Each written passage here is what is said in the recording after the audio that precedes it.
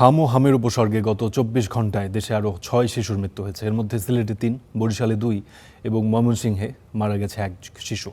একদিকে হামের ঊর্ধ্বগতি, অন্যদিকে চিকিৎসা ব্যয় মেটাতে অভিভাবকদের হিমশিম। সর্বস্ব হারাচ্ছেন নিম্নবিত্ত পরিবারগুলো, এমনকি সরকারি কিংবা স্বায়ত্তশাসিত হাসপাতালগুলোতেও এই ব্যয় মেটানো কঠিন হচ্ছে। সর্বস্ব হারাচ্ছেন নিম্নবিত্ত পরিবারগুলো, এমনকি সরকারি কিংবা জনস্বাস্থ্য বিশেষজ্ঞরা হামের পরিস্থিতি নিয়ে বিভিন্ন সময় উদ্বেগ প্রকাশ করেছেন এবং হামে মৃত্যুর পেছনে কারণ খতিয়ে দেখার পরামর্শ দিয়েছেন।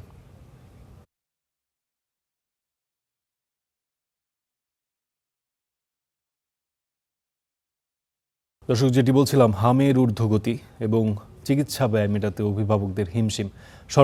সর্বস্ব হারাচ্ছেন নিম্নবিত্ত পরিবারগুলো। এই বিষয়ে আমরা আরেকটু বিস্তারিত জানার চেষ্টা করব। সরেজমিন হাসপাতাল থেকে আমাদের সঙ্গে যুক্ত হচ্ছেন সহকর্মী হাবিবুর রহমান অভি। কথা বলবো অভির সঙ্গে। অভি, আপনি দীর্ঘদিন ধরেই এই হাম পরিস্থিতি পর্যবেক্ষণ করছেন। এই মুহূর্তে আগারগাঁওয়ে আপনি অবস্থান করছেন।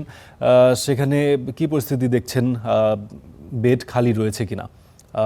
যারা সুস্থ হচ্ছে তারা মানে সেই হার কতটুকু? বাড়িতে ফেরত যাওয়ার হার কতটুকু?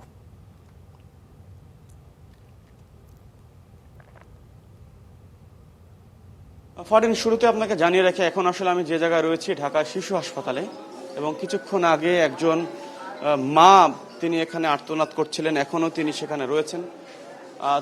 তিনবার বাচ্চা মিসক্যারেজ হওয়ার পর চতুর্থবার তিনি যখন মা হলেন, তার বাচ্চা যখন 9 মাস বয়স হলো, তিনি হামে আক্রান্ত হয় এবং এই শিশু হাসপাতালে কিন্তু তাকে আনা হয়েছিল।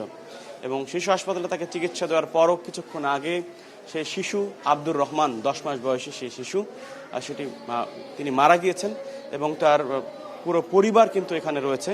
আমরা একটু পরিবারকে একটু দেখাতে চাই যে পুরো পরিবারের সদস্যরা কিন্তু এখানে রয়েছেন, এবং যেই হৃদয় বিদারক যে দৃশ্যটি, যেই চিত্রটি আমরা এখন দেখছি হাসপাতালগুলোতে, যে অনেক পরিবার কিন্তু একরকম নিঃস্ব হয়ে গেছে।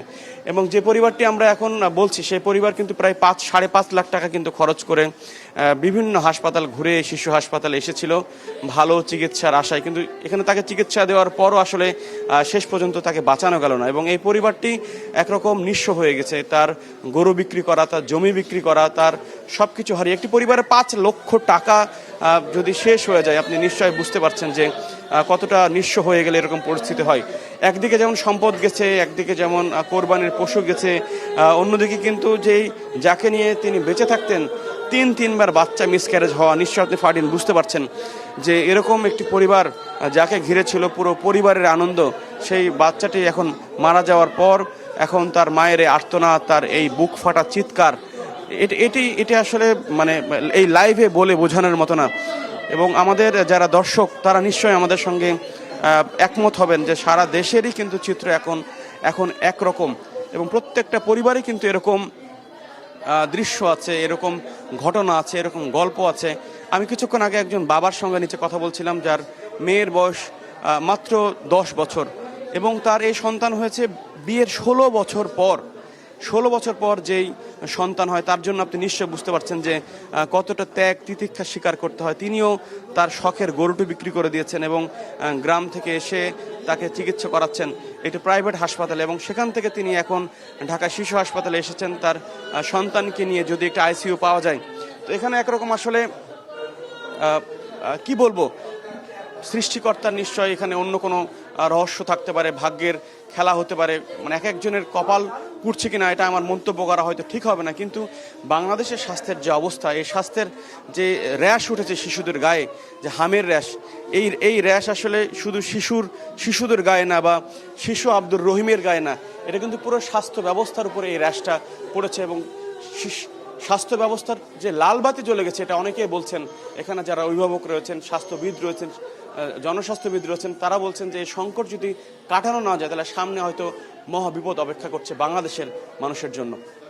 ফারদিন, অভি, আপনি বলছিলেন এবং আমরাও আসলে বুঝতে পারি আপনার মনের অবস্থা। আপনি দীর্ঘদিন ধরেই এই পরিস্থিতি পর্যবেক্ষণ করছেন, হাসপাতালে ঘুরছেন। একটি বিভীষিকা আমাদের জাতীয় জীবনে নেমে এসেছে। আপনাকে ধন্যবাদ আমাদের সঙ্গে যুক্ত হওয়ার জন্য।